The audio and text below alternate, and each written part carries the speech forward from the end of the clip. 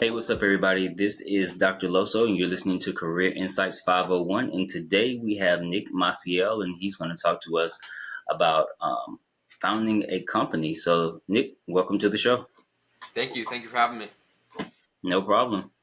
So, we did a little chatting before, the actual official recording, and you seem like you have quite an interesting story. So I can't wait to hear more about your journey into starting your own business, because I know that is, challenging, because we talked a little bit about me doing my own thing. But why don't we start off by you telling the listeners a little bit about yourself? Yeah, absolutely. So, hi, my name is Nick once more, if you didn't get the message. But yeah, I was raised outside of Boston my entire childhood. I was actually born in Columbus, but my parents split when I was 2, so I don't really count it. I never had an experience in Columbus, but no, was raised in Boston. Been there ever since, still there today. Moving out soon, but went to school here and ended up going the university route. Like I think a lot of people that are fortunate to have that experience, they take that straight out of school if they can. So I took school here at Northeastern University. I got my bachelor's and master's in mechanical engineering, and my passion is always engineering. I'm always a nerd. I will always be a nerd. It will always be that subject matter, right? But I had always approached things from a business-oriented mindset, and I felt detached from a lot of my peers. It felt like a lot of the theoretical knowledge in the courses were, of course, it's a necessity, to be experienced in this field. But I felt like there was just a huge missing link in terms of, social adeptness, things that mattered outside the classroom, right? I got most of my life experience, I would say, in extracurriculars. And, Hmm. leaving from school, I got, a bunch of job offers. I got some pretty lucrative ones. I was very fortunate to get these. But despite everything I had positioned myself for to get to that point, I had never felt more lost. And I decided to just start my agency right out of college, pretty much broke with zero money. And yeah. Nice. I agree with that 100%. What you said about the getting the life experience outside of the college classroom, and the theoretical part is important, but I do think that the like day to day part of what happens on a job is missing in the college classroom. And I don't know if you were talking about that part specifically or just life in general, but I do think that there's this disconnect of how a job actually functions, for what you're majoring in and the theoretical part. I don't think that colleges do a very good job at like bridging those two, I guess, parts of life, or sectors, or whatever you want to call them, together. So I think that's why when people graduate, employers, like I've done research, and like employers are unsatisfied with the skill that college graduates have when they come into the workforce, because I don't think that is necessarily something that they experienced or learned while they were in college. So Yeah, so what's interesting is I've explored this topic a lot, and thought on this a lot, because I'm a target demographic of deciding what the hell I'm going to do with my life, right? And at the time I was looking at even despite all the other macroeconomic factors where we're headed, with this recession, etc. The employment numbers are actually pretty positive. The employment numbers have yet to catch up to what's happening, and what you're seeing is this larger and ever expanding skill rift. These employers have plenty of positions, they're not getting filled, but they're also not willing to fill them with the candidates they're getting. And so, to your point, it's because our education system is not progressive enough to meet the demand of stuff like AI and software implementations. For example, as a mechanical engineer, sure, I need to be able to write things on paper and calculate things by hand, but that should not be the prerogative for my coursework.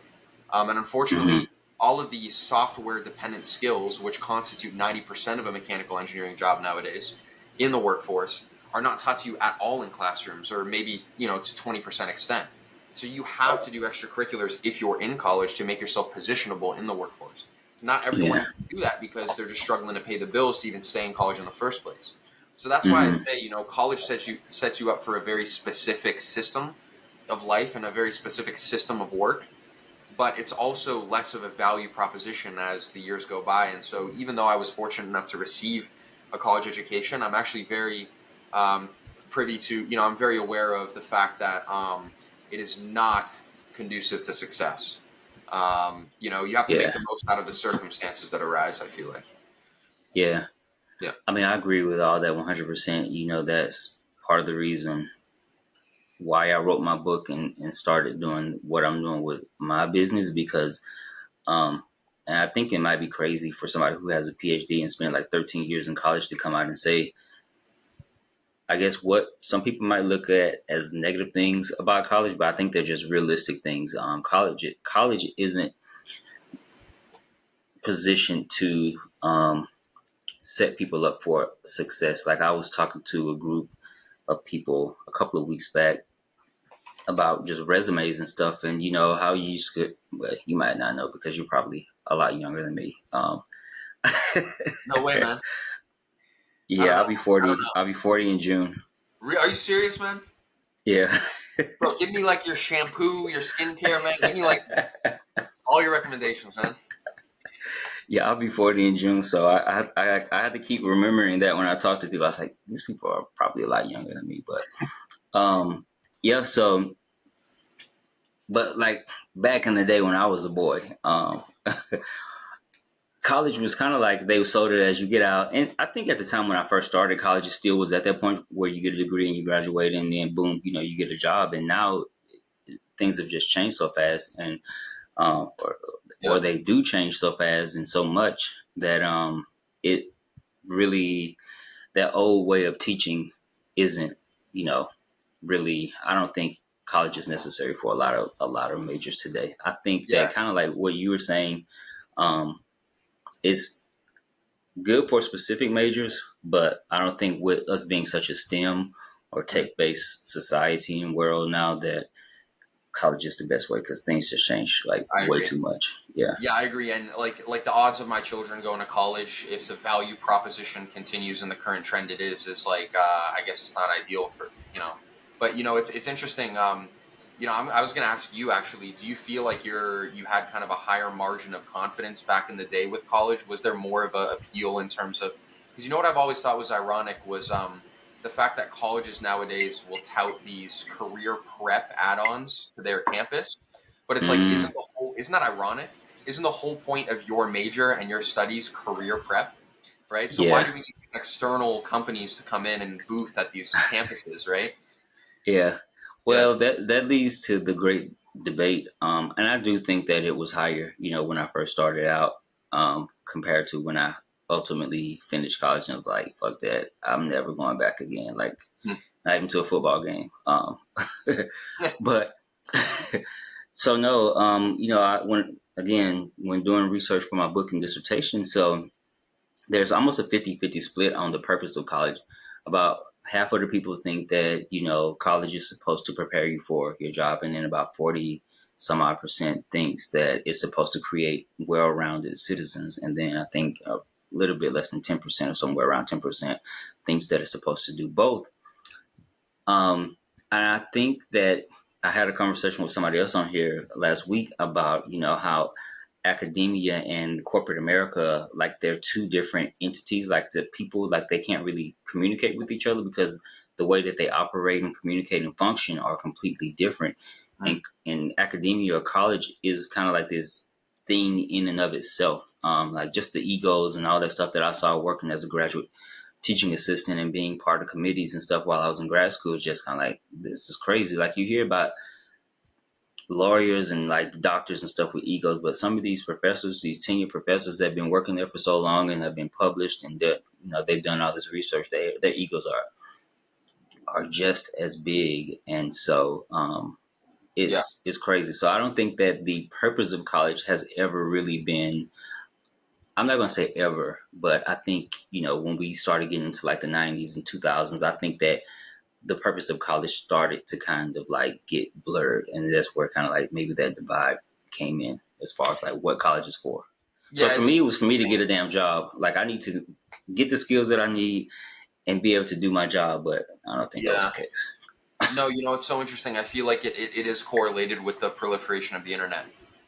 Mm, And the reason I say that is just because creative studies in academia, I feel like before the age of the internet, it was a pursuit. So like if I need to access information, I need to go to the library and access said information and compile things and go into the field and interview people and right. And so before the internet, you almost had to, the economy in a way had to respect academia. Corporate Mm-hmm. economy had to respect academia because of what it took.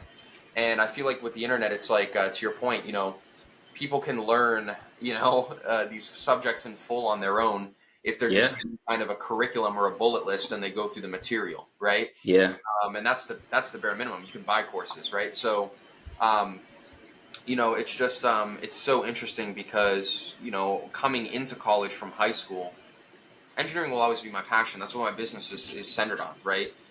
It's what I'm good at. It's what I know, right? But going from high school to college, it was totally a thing of, I just only narrowly saw myself, I'm going to work for this big company. I'm going to have this position. I want to do systems engineering, leadership, this, that, Mm-hmm. and the other. And then I just slowly realized that there was this like devaluation of what I thought it was panned out to be. I thought that Mm. by being an engineer, you would be very deeply rooted into the business and into, all aspects of the company, et cetera. And it turns out that in many ways, unless you identify and settle in a position that is supportive of your goals, you can end up becoming a cog in a machine without expecting it. Um, Yeah. so it can be tricky to navigate, for sure.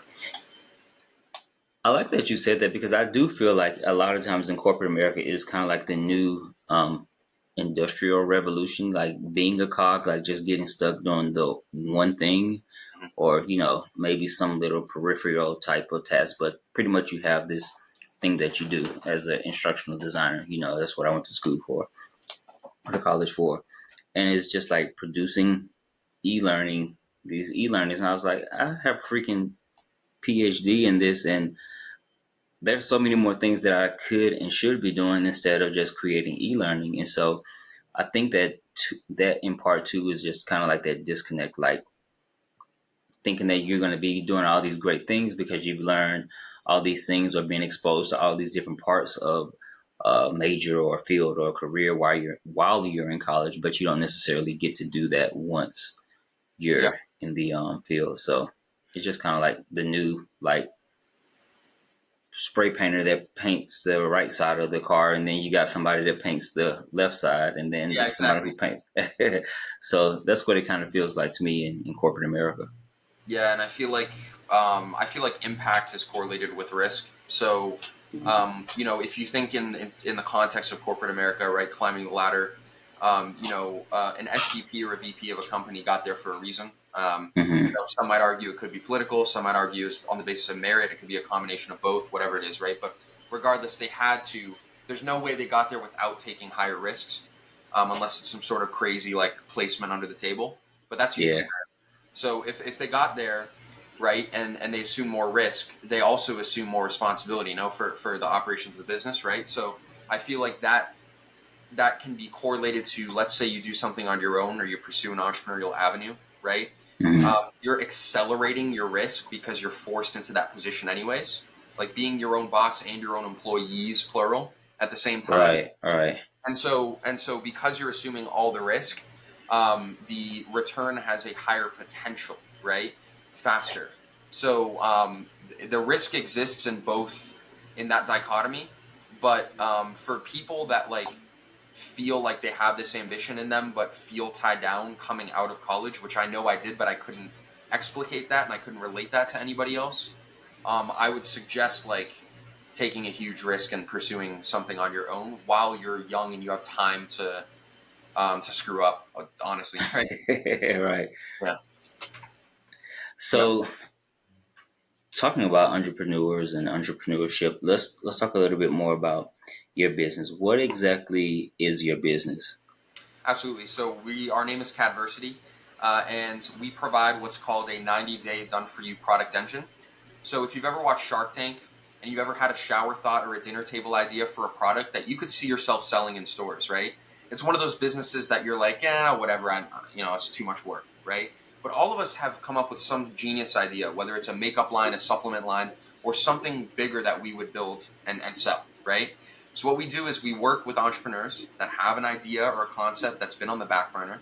What we do is we structure their entity for funding. We secure them with a patent within 15 to 30 days, patent attorney, patent, trademark. We file it on their behalf and monitor it. And then we design their product in 3D and render it before they ever get it made. We negotiate their prototype and build it out and test it. We get regulatory clearance.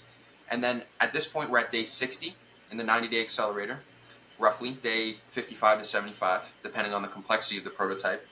And then we provide you not only with the physical prototype, but with a demo website, as well as a pitch deck, a list of curated investors that are already actively looking to invest in your niche, and scripts to reach out to them. And we guarantee 3 investor calls by day 90, or we work for free until we get it, until we do. So that's the value offer that we provide for entrepreneurs.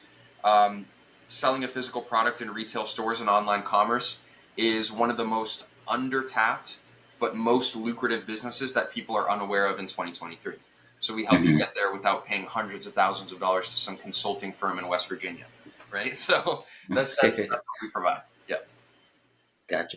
Do you think that selling the physical product is I guess undervalued, like you said, because of the internet and Amazon and that sort of thing, and everybody's just so used to online shopping now? You know, what's interesting, everyone wants to become, yes, everyone wants to become an e-commerce or an FBA guru, and that's fine, especially if you succeed, right? But the break-even time with something like this 90-day accelerator versus the amount of time it takes to scale an FBA business versus the ROI that you get from being able to sell your own product on TV and in stores, you know, it doesn't compare. And, you know, what's funny is when I talk to e-commerce dropshipping guys, they're like, yeah, owning your own product line is the goal. Right? It's like, why wouldn't we just expedite the goal for you? You know? So for people listening that don't know what FBA is, could you explain that? Yeah, absolutely. So basically, you take products that can be white labeled from wholesalers. So, like for example, if you ever go to Home Goods or TJ Maxx, I don't know what the names are, but it's like they always have these like white label brand names that they just like sell as Home Goods products, like the soaps and stuff. I forget what it's called, but what you do is you work with the distributor and you become a retailer yourself, and then you set up a store on Amazon and you basically flip the margin on those products. And it's super repeatable because the supply chain is already built with the distributor, right? So as opposed to you like finding some niche TikTok product and then trying to like convert and advertise and sell enough volume and like set up your own drop shipper, it like sets it up for you, but you need the upfront capital to invest in the volume for the distributor on the wholesale product. So it's just another method of e-commerce that's pretty respectable. Okay. Yeah. Gotcha. So, okay, and I'm a little slow. So, what does FBA stand for? I don't even know what FBA stands for. I'm not going to lie to you. I just know how the business model works. But it's funny because that just shows you how little I've invested into e-commerce, man. Okay. Well, I'll edit that part out so you won't look bad. No, you leave it in, man.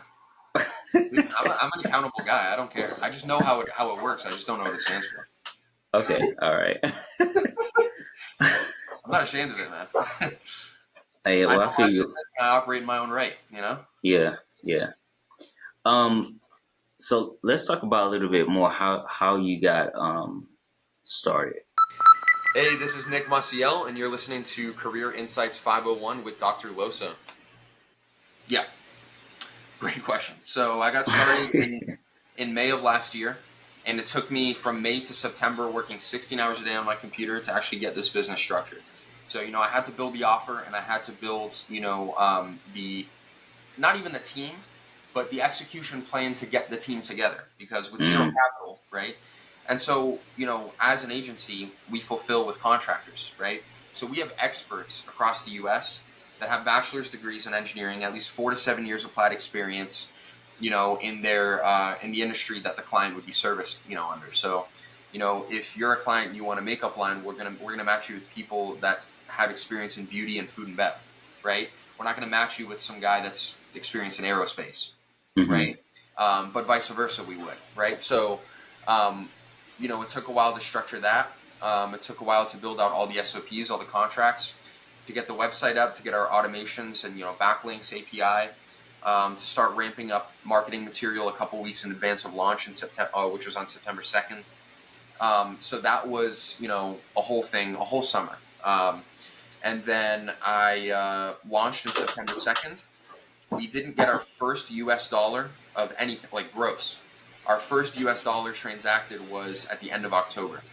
So, Mm-hmm. this is the side that people don't see. And then in October, I took on, so I had a little bit of reserve cash, very little, like less than 10 grand, and a couple small credit cards out of college. And I was like, you know what? I'm just going to figure it out. So what I did is I reached out to a guy, a mentor, and I purchased a course in the business credit space. So the course teaches you how to restructure your entity and optimize it for business credit and apply for business credit. The only thing I had on my side was a good credit score coming out of college, Mm-hmm. right? That was my little golden ticket, my little nugget, right? And what I did is I bought this course using one of my smaller credit cards, knowing that it was an as cash financing. I did as cash financing on this course to push it out, right? So I was able to get it in for like $600-700 a month, risking all this the break even in terms of me going bankrupt was like 4 months. So that's the risk I took. And I immediately implemented the course in like week 2. It's a 16-week course. I finished it in 2 weeks. And Oh wow. I applied, and I ended up, like, fast forward to like October the 15th, something around that time. I ended up accumulating about $65,000-70,000 in credit. So now my leverage is pushed out, right? So I'm still not making money, but my leverage is there, right? So, and I have these relationships with banks, etc. And so now I'm just churning, now I'm starting to pay for ads. Now I'm starting to, get sales in, etc. And I remember my first contract was $2,194. And in the world of entrepreneurship and in just being a human in general, that's not a lot of money. Especially Yeah. when yeah. So, of course, but you have to start humble and you have to be willing to work for free. You just need word of mouth, you need referrals, you need clients, right? And man, it's just been nonstop since then. And we finally broke profit at the end of January of this year. Nice. So started the Congrats. company in May. I appreciate it. Started the company in May. Turned over our first dollar end of October. Just broke profit in January. So it's been aggressive. And we really firmly believe in our value that we provide to people. We work like literally with any budgets. We work with with anybody from any demographic to get what they're looking for rolled out.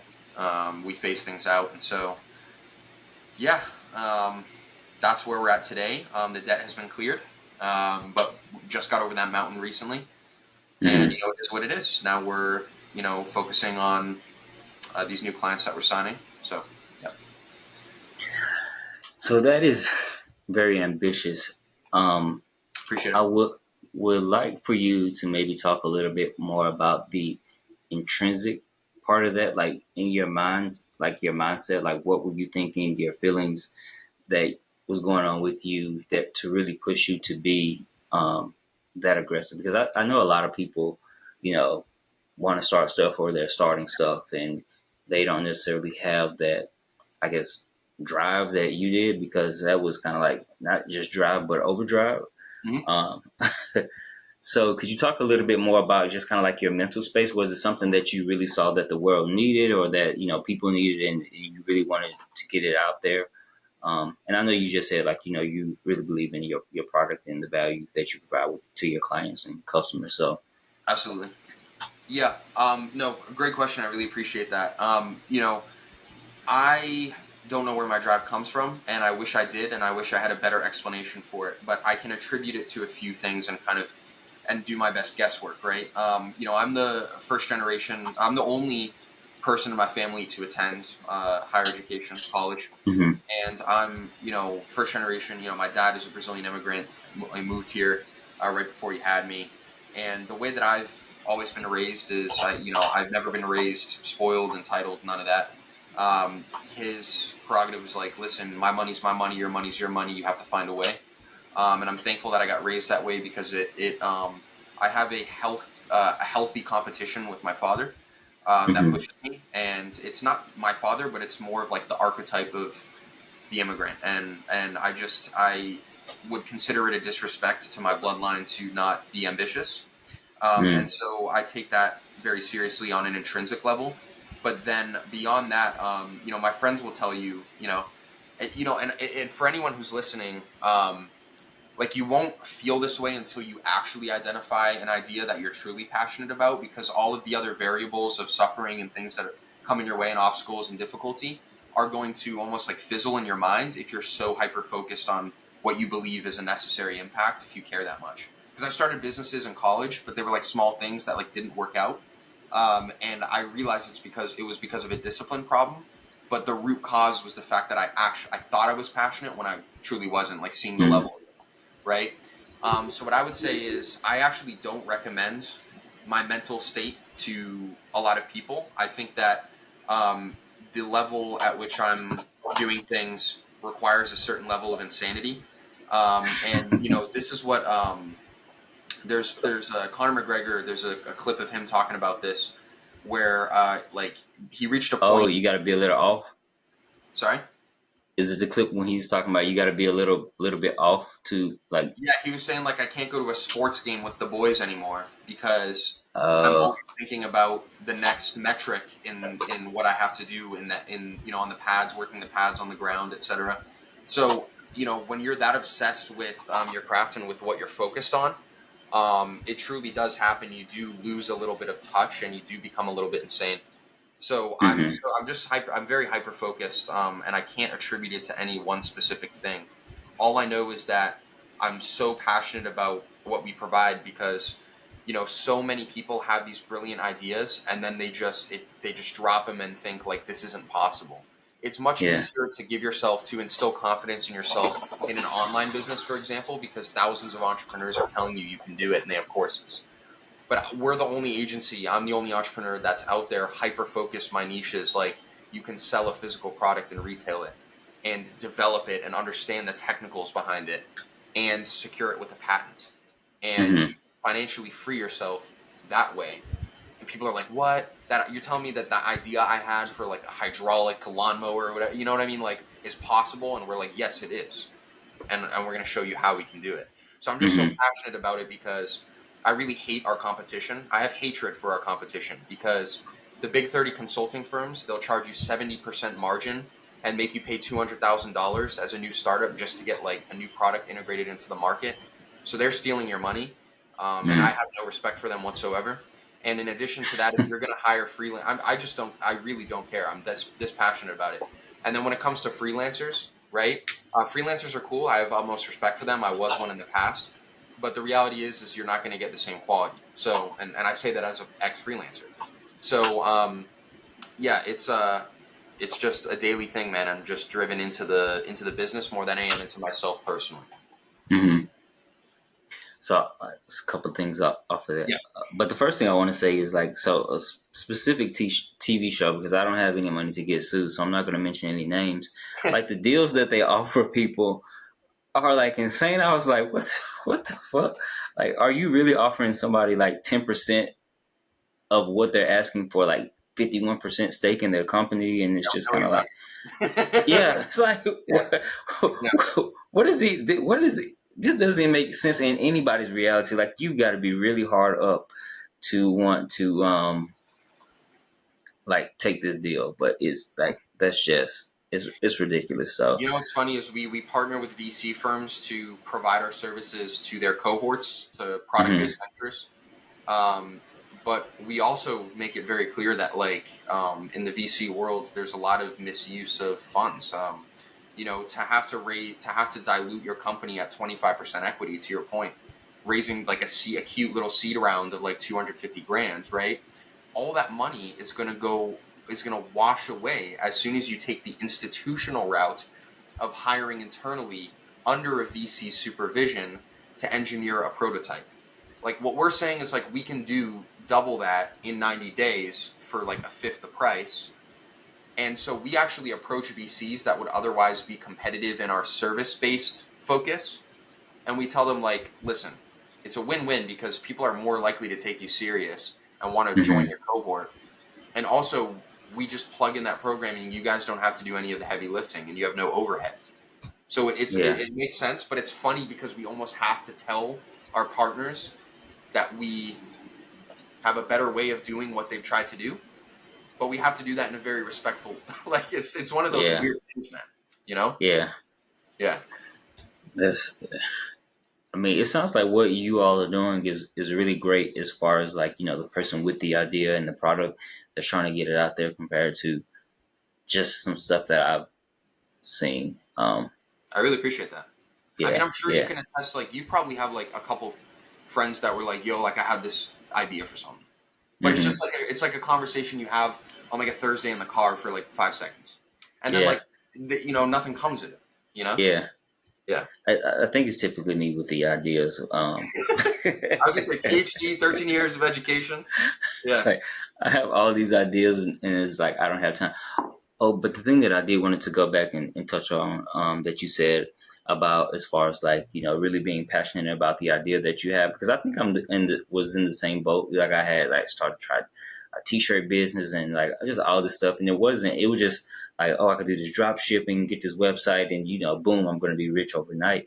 And it wasn't something that I was necessarily really passionate about, but what I'm doing now I'm really passionate about. So that's kind of like why I feel like I'm working myself into the ground, like I'm working a full-time job and then getting off doing a podcast and updating a website and some of the other stuff that I was telling you about before. Like I came up with a card game to kind of like go around with the stuff that I'm working on. So it's just kind of like now that I finished my book, I was like, damn, like I don't really know where to go next, because it's just like I have all these different things Hmm. alongside just personal things that I want to do, like working out and art and all that stuff. And it's just like I need a couple of like doppelgangers or clones or something that can come Right. around here and help me out. But I guess do you feel, or did you feel when you first started your own company, that you were kind of like isolated, going back to the Conor McGregor thing? Because I saw a clip, I think it was yesterday or the day before yesterday, when Hmm. he was talking about you kind of have to be out of touch. He was doing an interview. He's like, you kind of have to be out of touch and so into the thing that you're into, that people kind of like, I guess, think you're crazy. And I think about great people. So you think about like people talk about like Michael Jackson and like the Kobe's and Jordans, like all these people who are like these huge, um, I guess, iconic for their level of success in a Yeah. specific area, and but that's what they devoted their life to. And a lot of times I feel like a lot of people want to go hang out and like go drink and stuff like that, and they don't really, I guess, get what I'm trying to do. Because I was like, I'm trying to retire in like 50 years, or not 50 years. I meant to Hmm. say by the time that I'm 50, but I You don't got want to. Thank this. you. I appreciate it. Yeah. I don't want to have to like actually work. I still want to work after I turn 50 for sure, but I want it to be an option. I don't want it to be a Exactly.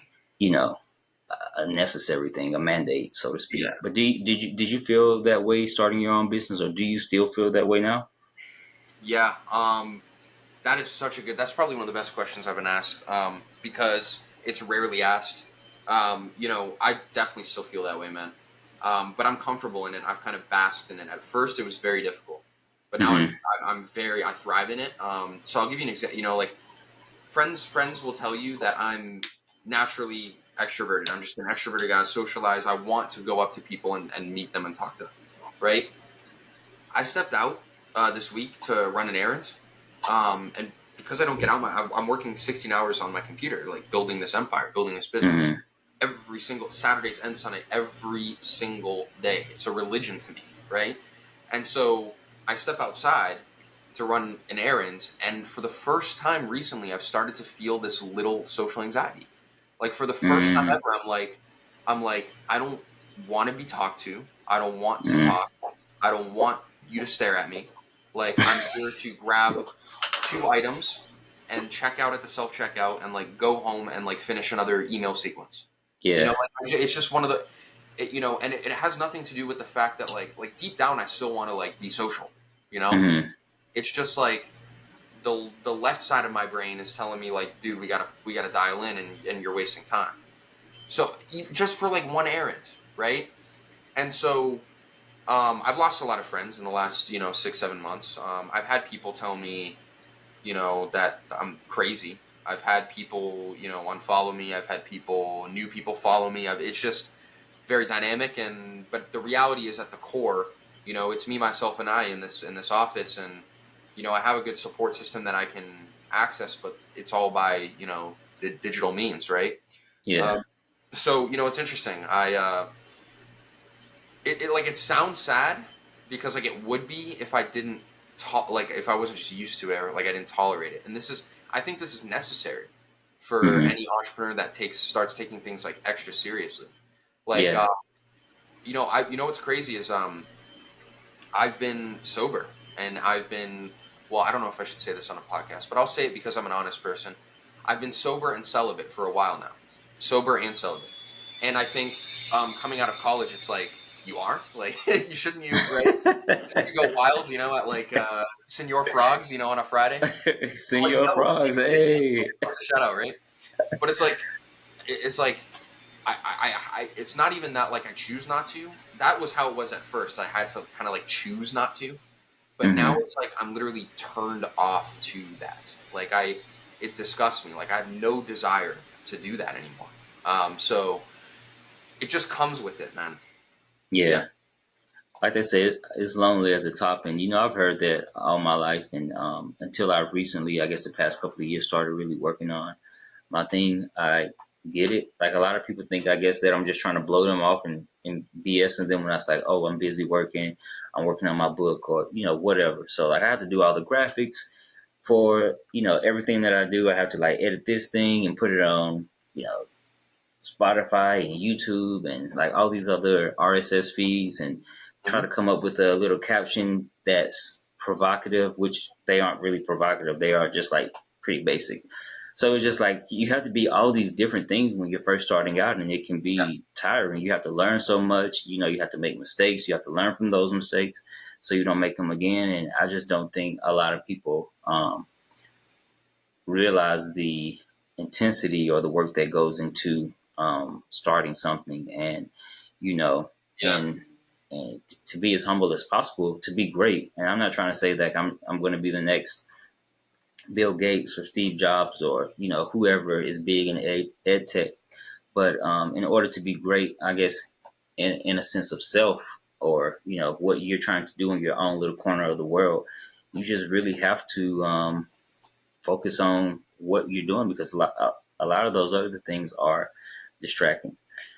And I don't know if I saw it on YouTube or Instagram, and it was talking about like successful men and women. I think it's this lady on Instagram. She was saying how a lot of women aren't ready for successful men because of the work that they have to put in to be successful and for them to have this nice house and all that stuff. And I was like, she kind of has a point. She And has I a point. think that goes opposite, for a successful woman. Like if you're dating Beyonce or Taylor Swift, like they're putting in a lot of work. And if you're dating that type of woman, you have to be, used to her not being around as maybe as much as homegirl working at Target, So Well, yeah. um, Yeah. To a certain extent, she's going to run the show. Like, yeah. what I mean? And so there's that pressure. And regardless of your take on it, it's like I feel like us as guys, we just like, even if there is a holistic relationship and your woman like is the breadwinner, I just feel like Hmm. it doesn't matter how holistic it is, we just naturally feel less adequate, like just Yeah. naturally inside of us. Even if it's good, like everything on the outside, right? Right. So to your point, I think the best thing for both sexes is just to like focus on yourself, like build yourself. You have to love yourself first to be capable of Right. that, right? And Yeah. so I feel like it goes both ways. It's like if people are ambitious, A, and B, they have an entrepreneurial venture, then assuming those two conditions, like focus on your thing, get it to that point where like you can leverage like employees, and like get it to a point where it's more sustainable for you to be picky with your time. And then instead of being in the trenches, it takes that first like 3 to 5 years, right? And then Hmm. once you hit that point, it's like, okay, now you're capable of self-love because you've achieved what you told yourself at baseline you thought you could, right? So then because you're capable of that level of love, then you can pursue, I feel like, a relationship that's healthy. But what's Yeah. interesting is like in my case, I'm fortunate, to have found somebody that is extraordinarily supportive of my business and the time that is required for me to invest into it. So yeah, That's what's up, because yeah, But I like what you said because I think a lot of times people don't have that self love, or they don't have any goals or ambitions with their life, and so I think a lot of times they're looking for other people to fulfill them, and when that person can't be there to fulfill them or to supply their every need, so to speak, then that's where a lot of the issues come into play. So Yeah, like in I my think. case, I don't think that. Well, like she won't fulfill me. Like I'm responsible for fulfilling myself. But Hmm. I found the rare exception. I'm very blessed, like very fortunate. Like I found the rare exception that's like the I'll sleep with you under the bridge if I have to quality. So that I would say is the one outlier or the one caveat is if you can find somebody that like is willing to get in early because of you and not the external circumstances, and you're also willing to provide something as well, then it can be healthy. But to that point, it should be set up in a way like the primary thing should be like the focus on the business is still there. Like so, Hmm. no matter what, to your point, distractions, right? Like no matter what decisions you make outside the business should stay on the straight and narrow. You know? Hmm. Yeah. I'm gonna have to have a panel like dating and self fulfillment and entrepreneurship and have you back on because like I think this conversation can go Well, on I for mean, a long time. especially as like, especially if you varied age and like experience, because I'm Yeah. young, you know what I mean. But I'm also pretty like staying still in like where I am on that kind of stuff. So it'd be Hmm. so interesting to like get people together. Yeah, I'd be down for Yeah. that. Yeah. Um. So what do you I guess have going on? I guess what would be some advice first? What would be some advice from you to other entrepreneurs? And I know you mentioned a couple of things here in Yeah. the conversation, but. Don't focus on statistics. So everyone will tell you this is how many percent of startups fail. Everyone will tell you this is the compound annual growth rate of this market and this, SOM, SAM, TOM of, this market and the valuation and all this crap. It's all BS. It's all like numbers that institutions use to like negotiate things that aren't relevant. If you're passionate about your idea and your business and it would benefit somebody else, then like there's a way to monetize it. And like as long as you put in the time and the work and you monetize it properly, then you'll receive an audience. And by receiving an audience, you'll receive revenue. And by generating revenue, you can generate bigger impact and scale. So like people I feel like people try and like you can go online and research all you want, like 1,000 different ways to be successful, or like 1,000 different speeches, or like all these different businesses to try. But like until you settle down and just put nose to the grindstone and stick to one thing that you're passionate about for like 100 hours a week for the first like X months, X years, and you just don't stop no matter what, then you will be successful. Like if I practice archery every single day, and let's say at first I don't even hit the target, it goes over the target, right? But if I practice archery for 10 hours every single day for 3 years straight, and it doesn't matter. In fact, pretend I was blind, like actually blind, but I practiced every single day for 10 hours for 3 years. There's Mhm. no way I wouldn't be a world class professional archer. There's like Right. 0% chance, or like the probability is slim, right? So like if you just apply yourself constantly to one thing for long enough, irrespective of the financial or external circumstances, you're going to be revered for being the expert in that area, and you're going to be able to create an impact. So I think I want people to realize that is like you have to dedicate a lot. Like you have to dedicate time. Yeah, I think that's so important. So I was listening again at a YouTube video talking about like errors that podcasters make. And so one of the things is like 5 errors that podcasters make. And it's like giving up before I guess you get traction or giving up too soon. And so I was like, dang, I could see that because some of these, I love those, some of these, and it's like, dang, if I'm not really promoting it on social media, just with the algorithms and just how social media works today, like that's a whole nother, I guess, discouraging factor because it was saying how Instagram, I guess, favors the larger accounts or the people who have like 100,000 plus followers or whatever. So, and how hashtags don't really work the way that they used to, but like you really have to provide value and interaction and all this stuff. So it takes a lot. And I think that, not giving up is just a very, it sounds really basic, but I think it's probably the best advice that you could give to people, because I think that a lot of times people do just say, well, this isn't working. And you see the pictures all the time, like on Instagram or Facebook, where somebody's digging for gold and it's like the gems or whatever is just like a one more axe pick, across the way or whatever, Mm-hmm. but they just give up and leave and go home. And they were that close. But if you Yeah, persevere just a little bit longer, I think you'll ultimately get there. you have to, it's like you have to. Like, Hmm. imagine if you had your podcast, Career Insights 501, for like the remaining like 50 years of your life, right? Imagine, like, you cannot tell me that at some point, right, some clip wouldn't go viral or something, or the traffic would, Something. you know what I mean? Yeah. So that's what I tell people. And like, give the example for Colonel Sanders. His recipe didn't take off until he was about to die.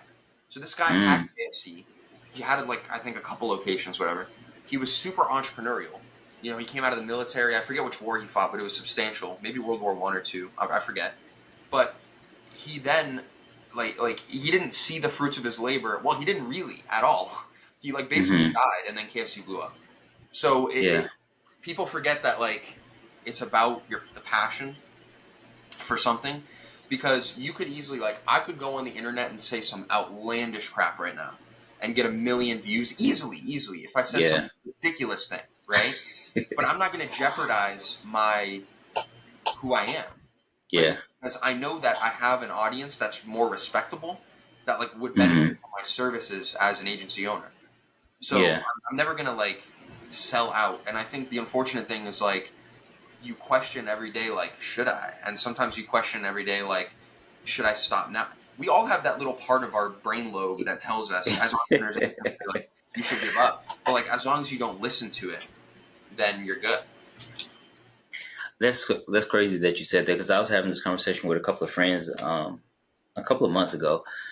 And I was just like, man, I was like, people just get on social media and post the craziest stuff, and it goes viral, and they get millions of likes and shares and all this stuff. And it's just like, it doesn't really add anything to the world, besides laughter or amusement, But as far as like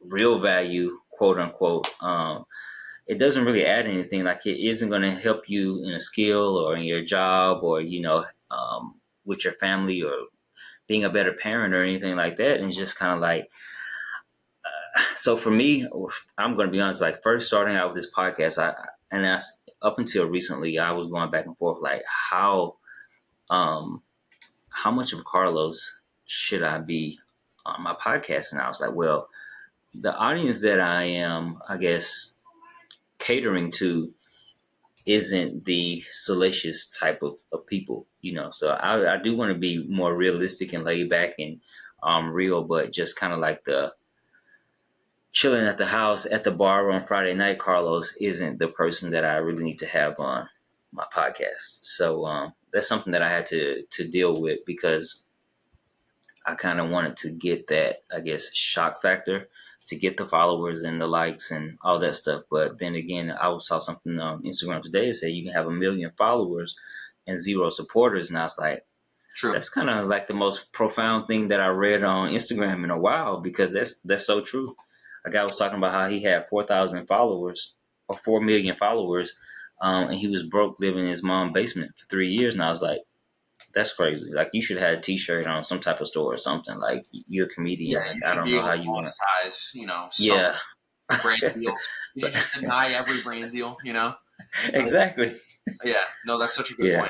point. No, I tell this. I've been saying this. Like, I try and tell people, like, listen, you know, if I have 25,000 followers, and 24,500 of those 25,000 would enroll in a service or product that I sell, or would join my masterminds, or would consult with me one on one, and I could mentor them, then Hmm. amazing. I would take that any day over a mill with 15,000 of them being qualified. Like, Yeah. the proportionate, right? I got people commenting. So I, on my Instagram, I have people from all different industries. I have, musicians, artists. I have like all these different people that uh, engage with my value content. But then, sometimes I post things, related to, a webinar that I'm going to do, or an IG live, or a service that I'm offering, or a dossier, like a free value, something to offer, right? Mm-hmm. um, in exchange for my services. And on those types of posts, right, way less likes, way less Mm-hmm. comments. But I know that one or two people that commented are engaged, they're interested, you know what I'm saying? So that's what I think people need to, the number is literally pointless. Yeah. And I think people need to focus on like the conversational impact. Like Yeah. I'm happy if I get DMs asking me to help somebody, right? Mm-hmm. So I do think that's important too, because going back to what I'm doing is just kind of like I guess maybe I'm not going to say I don't need or want like 100,000 followers or a million, because I mean that would be great, because I definitely would try to monetize that. But I guess with me being in like education and upskilling and reskilling and career based type of stuff, it's just like kind of boring for most people. Like I'm not going to, nobody's going to be remixing like a lot of my stuff for the most part on Instagram. So it's kind of like, okay, well, if Microsoft is looking at it, or CompTIA, or whoever, these companies that deal with education, are looking at my stuff and might want to partner with me, because I looked at some people that do similar things to me, and they have maybe like 15, 16,000 followers, but they're working with these big corporations. So I guess that's kind of like where the micro influencer thing true. has really started to come So many into ideas though, man, play. that you could run off of. Like if you became hyperactive on like reels and stuff. I don't know if you are, but like you could do like if you were hyperactive on reels, for example, you could do like you could specialize your consulting in like between job unemployment type. So you could be like, are you stuck? Blah blah blah. I can help Mm, you get there in like a week, or your money back or something. Like that could be your value offer, right? Or like you could do, you could make like funny content, like, hey, like I have 15 years of construction experience. I'd like to apply to like the level 1 surveyor, and that like a skit, and then the guy's like, sorry, we need 48, years of experience. You could yeah, do like right, funny, you could do like, right. you know what I'm saying, and then you could Yeah. generate interest of, like I would watch that. Like you could generate interest over career consulting that is tangential to like the boring part, which just in reality is the consulting itself. I mean, people need that service. They know going into a career consulting service that they're not going to get TikTok out of an appointment call. Right. So you're just able to generate that content and then get people in. Yeah. But You there should you go. have it, folks. Nick just got his first client off of my podcast, so I'm gonna have to hire him as my social media There you go. consultant. Hey, listen, that's not my niche, but I could help. Yeah. So, is there anything that you want to leave the people with, or anything that you want to say, kind of like an open mic deal here? Yeah, believe in yourself even when no one else believes in you, because that's all you can afford left. You can't afford to not believe in yourself. Otherwise, you'll just go down the path of having that empty shell. And I would encourage people, like, don't put a timeline on finding what you're passionate about. But once you find Mm, what you're passionate about, like attach to that opportunity and like run with it, because that's like a once in a lifetime opportunity. And people, I feel like people, they don't do things more so because they're afraid of what other people think about them doing it. So like a lot of people are passionate about like starting music or writing a book. In your case, right? Like, there's a lot of judgment with like, oh, well, he's just like, he's a wacko because he wants to write his book. How cute, or whatever. People would just say stuff like that, and it doesn't make sense. But if you really care, like you'll just do it anyways and deliver that value to people, and people will be impacted positively by it. So I don't know, just people. I think if people are listening, they should just stick their nose to the grindstone and just keep going, try different things, explore the world. Yeah, that's it. cool, cool. Cool. So we're gonna get into a little section that I like to call "Lighten Up." Okay. I'm gonna ask you a couple of not so serious questions. Cool. Cool. So the first question is, when you're working, what are you listening to? What type of music are you listening to when you're working? Dude, I pride myself for being like a music hipster. So I used to collect vinyls, Okay. and I curate Spotify playlists like for fun, like Mm-hmm. I have the time. So I listen to everything, around the sun. Like one day it could be like progressive trance music, like European Mm-hmm. progressive trance music. The next day it could be like folk music, and then like the next day it could be like 90s R&B. So like I'll literally Mm. I'll listen to everything, man. Okay, I'm gonna have to follow you on Spotify or Apple Music. Spotify. Okay, I'm gonna have to follow you on Spotify. I'm, One of I'm my gonna like plug 20 one of your. followers. You got 20. Yeah, like dude, like friends, You probably have Yeah. like five. I mean, like 15 more than me. So I'm gonna feature one of your playlist in the comment section on Oh, Spotify. interesting. Choose which one you like. Yeah. Okay, all right. Is it like so? I just typing your name on Spotify and I'd be able to pull you up, No, or you have I'll like send a it. code name? I would go. Okay, I'll send it to you. okay. Superhero ish. Code names. Okay. So, what are some things that you do for self care? Nothing. He works 16 hours a day, ladies and gentlemen. That's the answer. He, Yeah. Yeah. Well, the answer is I don't do enough for self care. If I have the time to, so first of all, every morning I get sunlight exposure, and I'm into breath work and I do yoga every night. I go to the gym 4 times a week. But these are not like my form of because my mind is so like active always. Like my Mhm. forms of self care are like activities that which one would argue is not inflective enough, which is so true. But Mm. that's what I do. I read at night before bed. I find it's easier than having like the light on my phone. Um, I guess that would be self care, being hygienic. I don't know. Gotcha.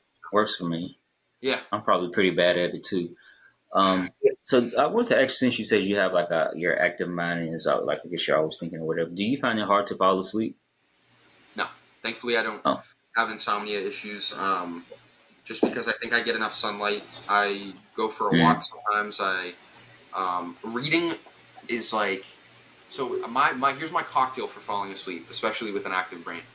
Um, Take a hot shower, Hmm. do a 15-minute non-intensive yoga, like a very like relaxing form of yoga, like on a YouTube or whatever, and then take magnesium and Mm. then read a book. And that's my cocktail. If you do those 4 steps about an hour before you fall asleep, you will pass out. I have this like lavender oil. Dude, we're going into it, man. I have this lavender oil and I rub it on my wrists and my temples. And Okay. it's literally like it's like someone shot me with like those cartoons where the needle goes in the neck? Yeah. Like that. Yeah. That's crazy because I just went to a conference last month and they had this lavender thing that you like rub on your pillow to help you sleep, and I was just like, oh, this is interesting. I'll throw it in my bag and see what happens. I think I was in New Orleans, so I wasn't trying to fall asleep that early. Fair enough. Did you pass out? I haven't tried it yet. I always have a white Russian to help me fall asleep when I need to go to I sleep. respect Like that those choice things. of drink. Yeah. I like White Russian. I'm a big espresso martini guy as well, Okay. but Yeah. it's been a while. I'm gonna have to try that out. I've never had an espresso martini. Was It's good it stuff. tequila instead of whiskey? No, it's vodka. It's vodka with coffee liqueur, and usually they Ah, chill it. They chill it with like chilled ice. So yeah, it's good. okay. I'm Yeah. gonna try that out this weekend. Um, so I'm gonna ask you five would you rather or this or that questions, just depending on which one of these I find interesting. Um, you don't drink, so I'm not gonna ask you that one. Would you rather spend the rest of your life always cold or spend the rest of your life always exhausted? Always cold or always exhausted? Mm-hmm. Always cold because Really? yeah, because if I'm cold, I'm able to hyper focus better. So I Mm, purposely keep my apartment below 68 Fahrenheit, and I wear a okay. t-shirt, and I like the crisp air forces me to be uncomfortable, which forces me to be focused. As soon as I get Mm, that heat on, especially during the winter in Boston, I'm like I can't think. I don't know. Mm, So yeah, being exhausted perpetually, how am I going to get anything done that I want to get done? I don't know. true. I can't deal with that cold though. It's just Well, it's interesting. Always cold. Like no matter what you do, you're always cold. it's Like I just can't weird. layer up. It's so funny because people always like try to find these little like loopholes around them. I No, guess you listen, could I'm still layer. always cold. Okay. So would you rather snitch on your best friend for a crime they committed or go to jail for the crime your friend committed? I go to jail for the crime my friend committed. Oh, they going down with me. I'm sorry. Sorry, Cam. They're going down. Oh wait. So Yeah. you snitch, but the Yeah. first one you snitch and you get out scot free because he's in the pen, right? Right. Okay. Yeah. You just said both. That's worse, man. Why do I- No, no, no. What I meant, I meant they're going like I'm snitching. I'm sorry. Like That's I fair. just can't see myself being locked up. I can't. I I would can't. go. I would go crazy. My bro code game is too like I just have to take the bullet. I don't know. I'm just all about that self love. You know what I'm saying? That's that self care. You started thinking about like the yard fights and stuff. You're like, I'm not about it. Yeah, it's I'm like enjoying my White Russian. I'm not. Yeah, exactly. Would you rather sacrifice your pet so you can eat, or sacrifice parts of your body so that you and your pet can eat? I'd sacrifice my pet, to be honest. Yeah. I'm very utilitarian. Every dog has his day. I'm very utilitarian. Okay, put it this way. The way that I would kill the dog would be like I would put him to sleep. I wouldn't like slash the dog. I'd like give him like too much ibuprofen or something. I don't know. I don't know. Mm. That'd be like it would be a peaceful death, you know? Too much lavender. And I would make sure yeah, exactly. And I would make sure chocolate, there you go. And I would make Oh. sure that like that he's like well done, the meat, Mm-hmm. because like it would just be too I couldn't handle like anything below well done. Like I like a medium rare steak, don't get me wrong, but I couldn't have Fido like medium rare, you know? Yeah. So, would you rather die of starvation or die of overeating? This is a perfect segue I'd rather question. die of overeating because Fido. not Fido, man. How am I going to overeat the dog that I killed in the apocalypse, man? If anything, I'm still going to starve. But no, but no, I think overeating just because like I feel like the more likely method of death would be some sort of like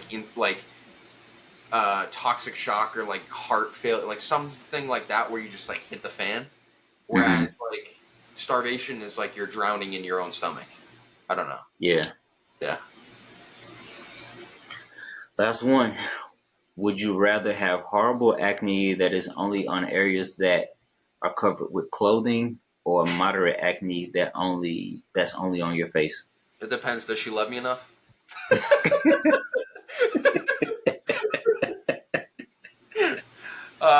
Listen, I've already had moderate acne on the face only. Is that the second option? Yeah. Yeah, man. Come on. I'll take that any day. That's Okay. acceptable. That's what's up. So, tell the listeners what you have going on, and how they can contact you.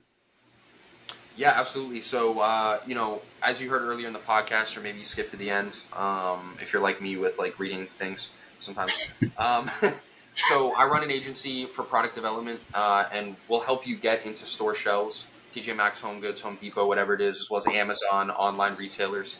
Within 90 days, we'll get you 3 investor calls. If we don't, we'll work for free in perpetuity until we do. If you've had an idea for anything, a makeup, supplement, skincare, or something crazy like a medical device or a rocket ship, hit us up. We'll make it happen. We'll get it designed, built out, and we'll get you a website for it and investors. And the best place you can find me to at least discuss this kind of thing, brainstorm with me. I also publish daily free value content on Twitter and Instagram. My handle is the Chief Product, just the Chief Product on Instagram. And then you can find what I offer directly at accelerateyourproduct.com. Pretty straightforward, hopefully. But yeah, don't Cool, hesitate to cool. DM me. and I'm super friendly, but sometimes I don't respond immediately. Yeah, I feel that. Well, Nick, I appreciate you being on the show. I'll definitely, Thanks for having me. get all your links and everything posted on the appropriate sites when I post your podcast. So, Cool. everybody, reach out to Nick if you all have an amazing idea, and tune in for the next episode. Nick, thanks for joining me. I definitely have to have you back on the show, man. It's been a great conversation. Appreciate it. Thank you, man. Yeah, no problem. Have a good night. You too. All right.